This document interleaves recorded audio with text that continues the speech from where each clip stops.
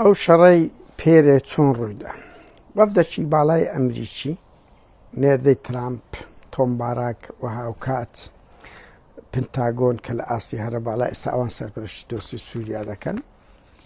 چوون لەگە مەزلوم عەبدی دانیشتن داوایان لێ کرد ئەو تەوقە بشێندرێکە کە ماوەیەکە لە نێوان کورد و سووریا دروست بووە هەم لە هیچ شوێنێک ڕێک ناکەوی دیدار ڕێک بکەوی تورکیا ڕێگرەکی سەرچیە ماوەک لەمەوبەر نازانم هەمومان لە بیرمانە ئیلهام محمەد بە پەلەگەیشتە دیمەشق دوای ئەوە ڕێک نەکەن لەبەرەوەی ئیلهام محمەد لەگە ئەمریکیەکان چ بوو سووریا و تورکیا ڕێگرن لەوەی سەنەدەشی دەولی هەبی لە گفتوگۆکاندا چکو ئەڵێن ئەو زانیان لای من هەیە کە ئەحمەد شەرە حکوومەتی سووریا درۆ دەکەن ینی هەر چەند دانیشتنیان لەگەڵ دەکرێت دەرێن جێبەجێ دەکەن دوای ئەو لە بواری پراکتیش هیچ ناکەن باشترش نمونەوە وعدیدا ئەحمەد شەرە لە تەلەڤیزیۆنی کە بکوژان و تاوانبارانی هەردوو کۆمەڵکوژی عەلەویەکان و دروزەکان بداتە دادگە هیچی نەکرد یعنی لەسەر دیموکراتی لەسەر گۆڕانکاری ئەوە هیچ نەکرد ئەینەن هەمان سیستەمی ئەسەدە ئێستا جێبەجێ دەکەن نە دیموکراتیەت وجودی هەیە نە حقوقی گەلان بەهەرحاڵ بۆیە لەو ڕوانگەوە لەگە ئەمریکیەکان کوردانی ڕۆژاوا دەیانەوێ دای موسعەد تەرەفی سێیەم وەکو شاهێد وەکو سەنەد و بەڵگا و بۆ ئەوەی شەرتەکان لەسەر حکوومەتی سووریا خۆی نەچێشتەوە جێبەجێ بکەن تورکیا بۆ ڕێگری دەکە پێرێ ئیتر کە دوای ئۆڤدەکە وتم تۆمباراک و گروپەچێک سەربازی کە سێندۆمی پێدەگوتریان سێند کۆمان کورتکراوەکەیتی دەچنە ئوردن ئەحمەد ئەو مەزلوم کۆبانی و ئیلهام محمەد و بەرپرسی یەپەژەی هەموو ژنانی ڕۆژئاوا دەچنە ئوردن لەوێ خەریک دەبن سبەی بچنە شام دیارە لەوێ بۆ زانیار ئوردن پنتاگۆنێکی گچکەیە بۆ زانیارێت بە پنتاگۆنی گچکە حسابە لەوێ دوای ئەو بچنەگەر ئەحمەد شەو دەبێتە شار تورکیا ئاگرەکە خۆش دەکات ئەمریکیەکان زۆر لەوە تووڕە دەبن هەڕەشە دەکەن لە حکوومەتی سووریا کە دەبی فەورەن ئەو شەڕ ڕابگری فەعلەنیش شەڕەکەیان پێ ڕاگرتن پیلانەکەی تورکیایان هەڵوەشاندەوە چوون لەگەڵیشیان دانیشتن وەزعەکانیان هێور کردەوە یعنی تورکیا هەموو هەوڵێک دەدا کە کورد و حکوومەتی سووریایی سەر بە شەڕ ڕێک نەکەوی ئەمریکیەکانیش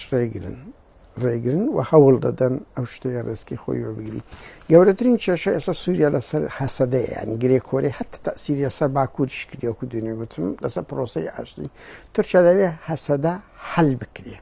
بتاوێتەوە ئەوانیش دەڵێن لە ڕێککەوتنەکەی باس کرایەت ئەوە دەبی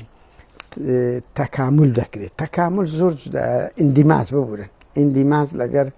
بتاوانەوە ئیندیماز وەتە ڕەبت دەکرێتن فەیلاقەچیان دەدرێتێت تورکیا و سووریا دەیانوێنە حەلی بکەن ئەوانیش هەسەدا ینی خەتی سوورە لەو نقطەی کە حەل بکرێتن ئەوە سەرچاوەی هەموو کێشەکانە کە تورکیا هەوڵ دەدا کورد نەبێت بە خاوەن و حکوومەتی سووریا بەڕێزان ئەحمەد شەرە کابرایەکی زۆر هەڵپەرست و درۆزن و من پێ سەیرە گەنجەک کە بەخۆی بڵێ هوشیار تا ئێستا تێنەگەیشتووی لە کاتێک دەکا کە هەموو وەسایەقی مخابەراتی سووری تەسلیمی ئیسرائیل کرد هەموو سازشێک لۆ ئیسرائیل دەکە کورە تەرمیێلی کۆهینی داوە بە ئیسرائیل کاکە ڕێککەوتنی ئیبراهیمی مۆر کرد لەگە ئیسرائیل لەگەر ئەو بەرەیە یعنی دەیان کەسایەتی ئیسلامی بە کوشتندا لە قاعیدە و زمانێک وەڵڵای ئێستاوە بە منیان گوت ئەبوو ماری قەحتانی جێگیری خۆی بوو کاکە زیندانی کرد دوای ئەو بەریدە لە ڕووداویش تەمومژایوەکی پارتی کوشتی کو پارتی هەیە چی ڕۆژە ئەنتیکانتیکی هەیە جێگیری خۆی بوو کوشتی ئەو چەندین گروپی فاتحین هەبووە لەگەڵیدا بۆیان زەهرە العەلوشی وتیان کەسایەتێکی دیاری ئیسلامی هەمووانەی تەسویە کرد هەموو سازشێک لۆ ئەمریکا ئیسرائیل دەکە کەسی کاکەم ئیسلامیە مەعزی بە پێی دژی ئەو شۆڕشەی ڕۆژ ئاوایە کە بووینە گەورەترین ڕوومەت و شۆڕش ژێڕێ لە بۆ کورد لە ژنانیان سەنگەر دەگرن لە پێناوی دیفاع لە ئەحمەد شەرە دژی شۆڕشی ڕۆژ ئاوان مەعزبی ئەو ئەحمەد شەرەن کە کاکە تا سەر ئێسقان کرێگرتەی بەریتانیا و هەموو سازشێک دەکات لە پێناوی دەسەڵاتی خۆیدا